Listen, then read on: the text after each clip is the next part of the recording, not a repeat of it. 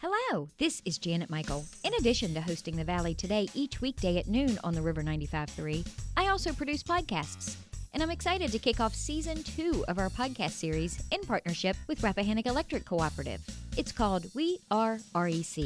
Every week we'll release a new episode talking to different people from REC about a host of different topics. We'll get tips for saving money on your electric bill.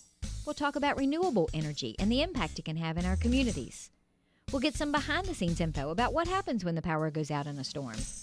Don't miss out on information about community grants, scholarships, REC-hosted events, and more. Get every single episode on our website at theriver953.com under the podcast tab, or you can subscribe for free in Apple Podcasts, Google Podcasts, or on Spotify. Just do a quick search for We Are REC.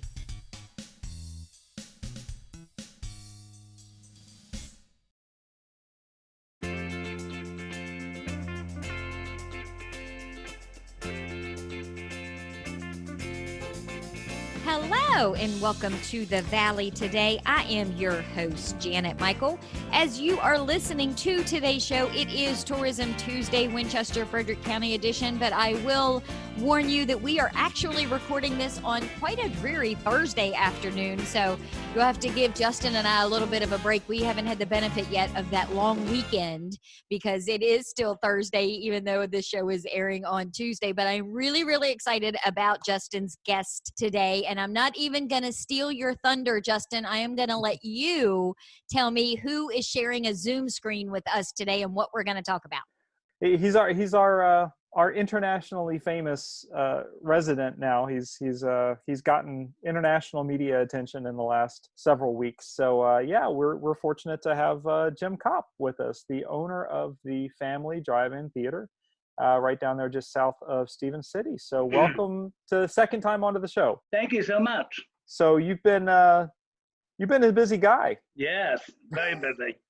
My head is still spinning. We'll work our way into all that, but you normally, so you shut down, you go through usually November through December, right? That's correct. And then you close down for a couple months and usually come back when, like March? In March, mid-March. Okay. Right as you were saying, hey, I'm going to come back, you got told that you were not going to come back. Right. We actually had opened up for 64 season on the weekend of March 13th and 14th. And we had plans to do the following weekend. And that's whenever the governor's orders came down. The first one, which said movie theaters would only have 10 patrons. And then subsequently the stay-at-home orders. So that was a big blow to everybody, all the theaters. Yes. Including you, obviously. You're family run, so you're a small operation. So big hit for you to start the season out. Yes, it was. Immediately I started getting inquiries. Why are you closing? Because you're driving. Everyone is safe in the vehicle, and we're like, we have to comply with governor's orders. So we were inundated with all kinds of inquiries. Why were we closing? I can't understand why people can't be safe in their cars and so on. And we just said that we're following the governor's orders, and nationwide it was state by state. Some governor's orders allowed drive-ins to stay open. Some did not. I have a friend in Pennsylvania that is just north of Hershey, Pennsylvania, and he's one of the few drive-ins in Pennsylvania because they'll divide in the opening up area as to by county.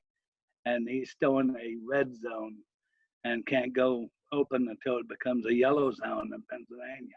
Oh, wow.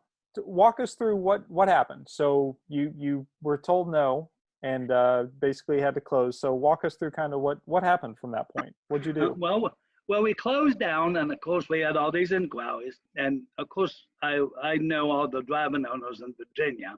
We're all like a big family. I was talking with John Heidel, who owns the Goochland Drive-In between Charlottesville and Richmond on I-64. And we were talking, and he called me one day. He actually called me on the 30th of March, and he says, Jim, he says, I've got approval from the governor to open. And I said, really, John? And he says, yes. He says, I've got the approval to open. He says, that means you should be able to open also. I said, I'll believe it when I see it in writing. And so he actually sent me the email, and it came from the Secretary of Commerce and Trade in the governor's office. And it said that the drive-ins were deemed to be safe as long as we did social distancing. We started to think about it, and of course, by then, of course, the COVID cases were still quite going in the area. And so a lot of us as drive-ins actually waited till May 1st. Even though we had the authority on March 30th, we actually sat still until May 1st to open back up, so that we could be good community folks and help with the fight against the coronavirus. So we didn't push. We could actually have opened up on March 30th if we wanted to. Wow. But all the Virginia drive-ins just stayed dormant for a while. But you had to make accommodations for concessions, because concessions, I mean, I worked in movie theaters for a long time in my past, and I know that that's where you make all the money. Yeah. A lot of the film money goes back to Hollywood. That's how the actors make $20 million a movie, is because they get all the movie ticket sales. That's why your popcorn costs $4 for a thing of popcorn, because that pays for the lights and the. That's exactly right. Yeah, and I will just interject and say, because movie theater popcorn is worth every penny that you pay for it, you could charge $14 and I would still roll up in there and get me a big old box of it. So I'm just saying. Well, our good friends down at Fountain Royal are selling actually concessions curbside. So go down and help support the Fountain Royal Theater. Yep. Are they? Okay. Yeah, he's a good guy, Rick Novak. But anyways, what we had to do is we also had to comply with a lot of regulations from the health department. So we worked with the Lord Fairfax Health District and came up with an operational plan.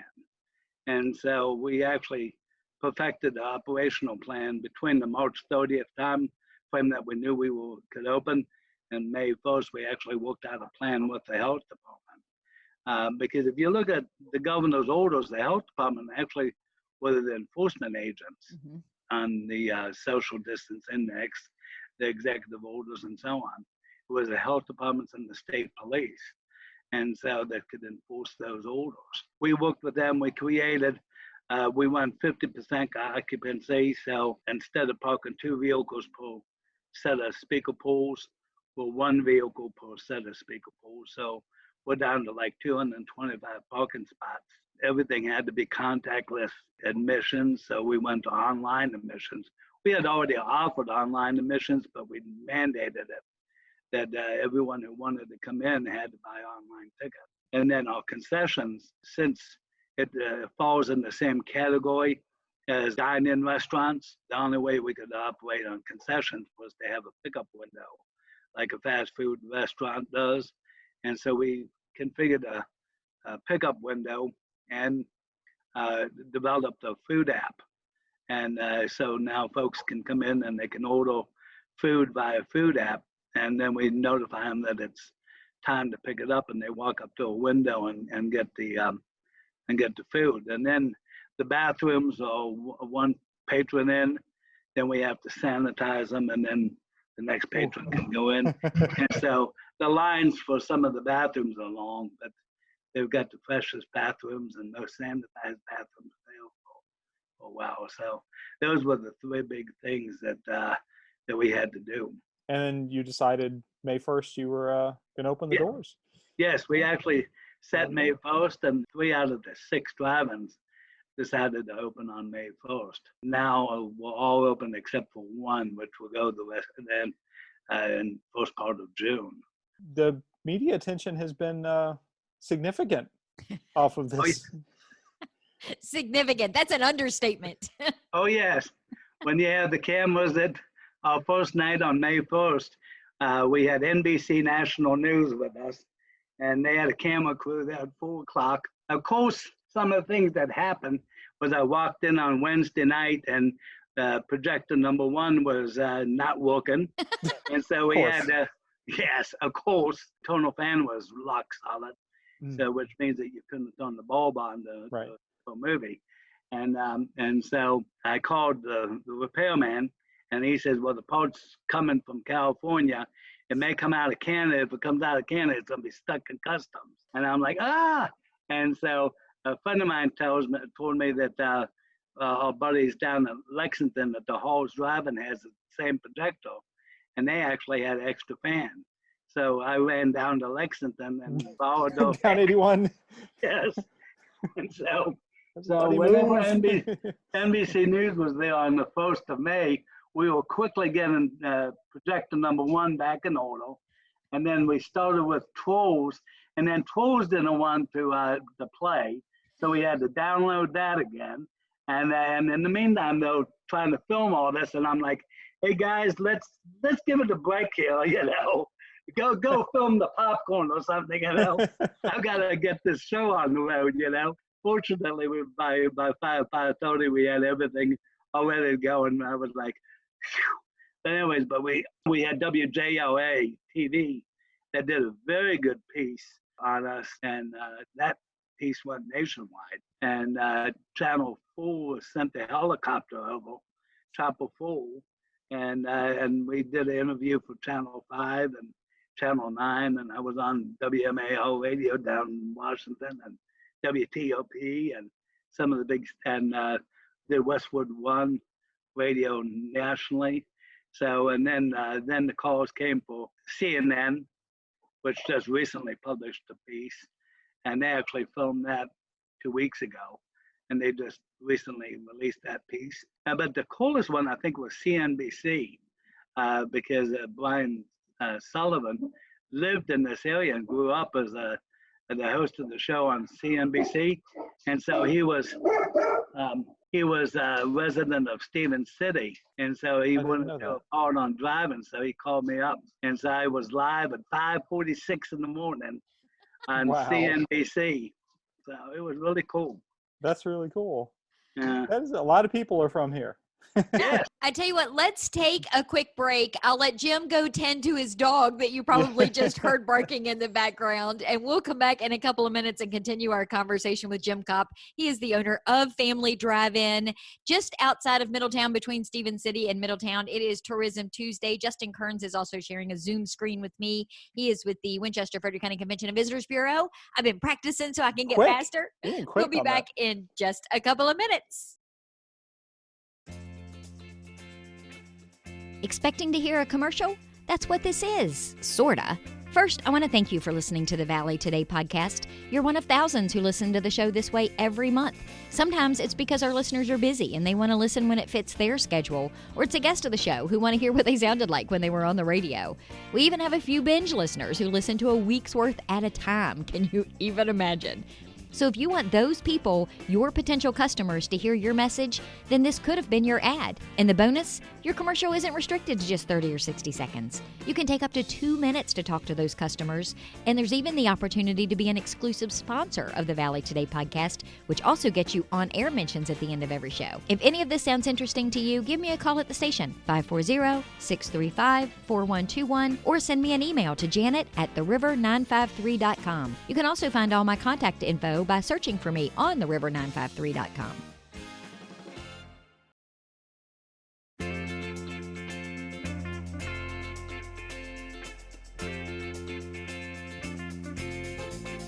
Welcome back to the Valley Today. I am your host, Janet Michael. It is Tourism Tuesday as you are listening to the show today. However, we did pre-record this over Zoom on Thursday. I keep wanting to say last Thursday because that's kind of what it is when people are listening to us, but it's today, this Thursday, as Justin and Jim Kopp and I are sharing a Zoom screen together.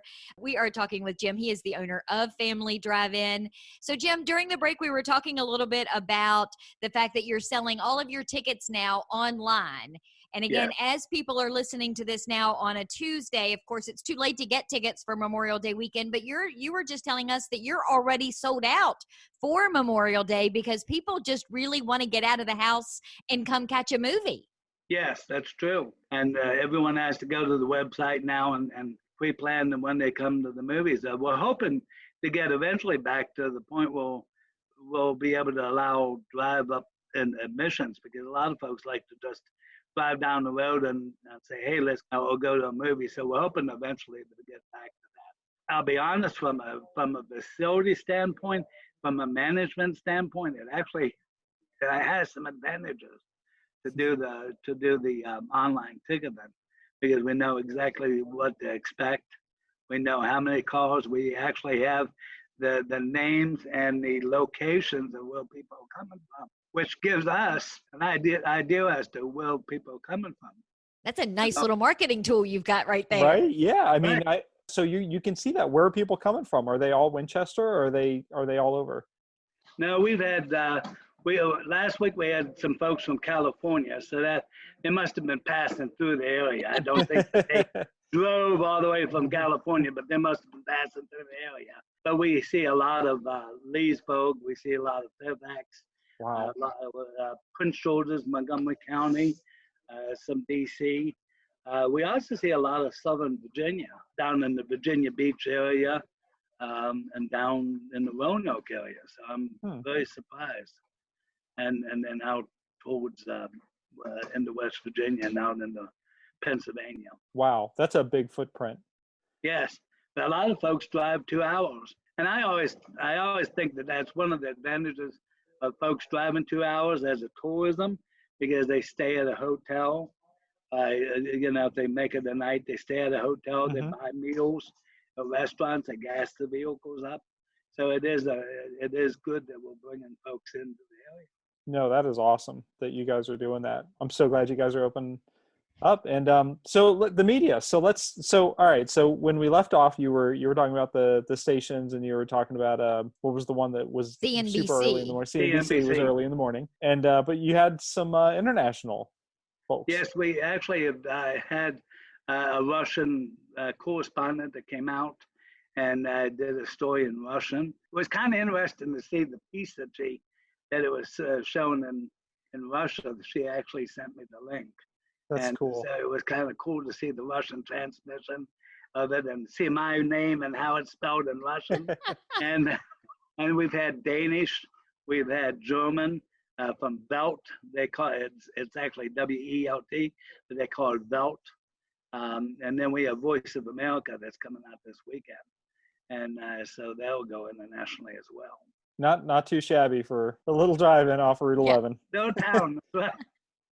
No town. That's right. Jim, what are you doing now as far as movies? I mean, there haven't been a lot of new releases. A lot of the big studios have put off their big movies coming out till fall. How are you deciding what you're going to have available to play? Well, we've gone back and we started going back and playing some of the movies that that came out in early March before all the studios shut down and the theater shut down. And so we've been playing Trolls. And even though it's been on streaming, it's done very, very well at all the drive-ins nationwide that's been playing it. And we have Invisible Man that also has done very, very well. And Invisible Man was #1 at the box office last week. So primarily because basically 200 drive-ins are playing Invisible Man. So Look at that. You're making a dent in the national gross. Yes. And so our plan is to go back and play some retros. The studio is actually coming up with interesting package deals. Like all of us are going to play Jaws in June on the 45th anniversary of Jaws. Sony's released the original Ghostbusters on the day that was released. And so I think that's June 8th.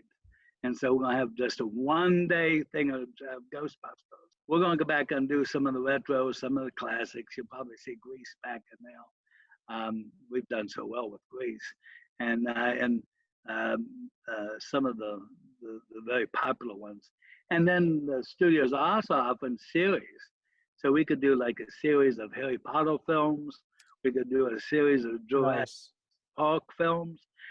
Disney is going to offer all the movie theaters, once they start opening back up again, all indoor friends start opening up again. Disney's already come up with some packages. Well, they're going to offer us like one of the Star Wars packages, Beauty and the Beast, the live version, which was a couple of years ago. And some of those movies will be offered to us prior to whenever the new movies are scheduled to start again, which is June 17th. I mean, July 17th. That's a lot of programming. That is a lot of programming between between Yeah. now and July. So you Yeah. got to fill a lot of. Do you have both screens running or just one screen? Yes, we actually have both screens running. You do. Okay. Yeah, and then the concern we have is that I was told by my mover booker yesterday that the concern about right now, the projected start date for the new features again is July 17th with the movie called Tenet. The studio that's putting that out says that they want 80% of the movie theaters open again. And it's a good possibility that New York City and Los Angeles may not be all ready to go.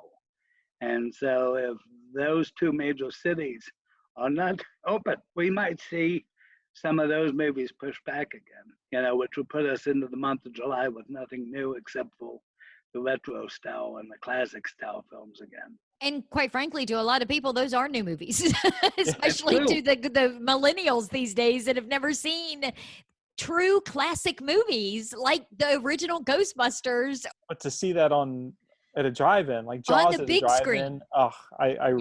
I'm dying to see, and I really want to see Young Frankenstein. I would love to see Young Frankenstein at a drive-in theater. So, well, we've got to wrap up in a couple of minutes. Jim, I want to make sure people realize that you are still at 50% capacity, and that's part of the reason why you are selling out when you have tickets available. So where can they go online to buy their tickets in advance? Okay, if they go to our website, which is thefamilydrivein-theater.com, go to the actual full website. If you go on your mobile phone, it is basically a mobile quick website. But if you go to the full website, thefamilydrivein-theater.com, there is a list of the movie schedule and also the link to go in and purchase the tickets. Also the list of what rules we have to follow while we're in this pandemic. And are you showing movies every night now? I know usually you wait until after school is out before you go every night of the week, but obviously school is out now. So what is your open schedule? We're actually running movies Wednesday through Sundays, and Monday and Tuesday nights we've got 3 graduations scheduled for upcoming Mondays. We're actually talking with a local group to do a concert series. That would be once a month at the drive-in, and then there's some national concerts. So we're thinking that if we stay at 5 days a week, that gives us 2 days to do something other than movies. Do you have a Facebook page? Yes, it's facebook.com/Family Drive-In. Yeah, you only have like 20,000. No, more than 20,000. No, we've got almost 91,000. Oh, good Lord. All right. That's what international media coverage gets you, is more Holy Facebook moly. followers. That's Indeed. usually the best place to start keeping track of us if you're a Facebook user, because we usually correspond and talk with folks on the daily basis, or try to do that daily, and usually that's the first thing that's published as to what movies are coming up before the website's actually updated usually. Well, good job, Justin. Good choice and a guest today. Thank you, Jim. And I just want to throw this out there. Everybody talks about supporting local, especially right now. And just, I want to reiterate, people are always like, oh, maybe we can sneak some food into the drive-in. They're not making that much money off of the movie on the screen. If you really truly want to support local, buy the popcorn, buy the candy, buy the hot dog, really good hot dogs, really good burgers. If you're making those are really good. Yes. I can speak from experience. Those are fantastic. So yeah, just go. If you're lucky enough to get a ticket and get in there, then please buy the concession. And we're hoping to be at 100% capacity by the time the new movies start coming out. Well, we will all keep our fingers crossed, and I promise I will come out soon. I know you've never been to that one. I know. She's never been to your theater. And Now I you can told get in. Justin that in strict confidence before you logged on to the phone call, to the Zoom call. And what does he do? First thing out of his mouth as soon as your face is on the screen. Hey, Jim, did you know Janet's never been to the Family Drive-In Theater? I've never been to the MSV either, so don't even. I know. I've lived in Winchester my whole life, and I have lived in the bubble of my own little bubble. You are not We'd alone. love to have you. Well, we are going to wrap up today's episode. It has been Tourism Tuesday, Winchester Frederick County edition. Justin Kearns has been on the Zoom screen with us today. Jim Kopp was his guest. He is the owner of Family Drive-In. They are open. They are open at half capacity. You do have to buy your tickets in advance on their website at thefamilydriveintheater.com. So go there, get your tickets early. I will meet you back here tomorrow for the Valley Business Today, and I'll see you here just a few minutes after noon.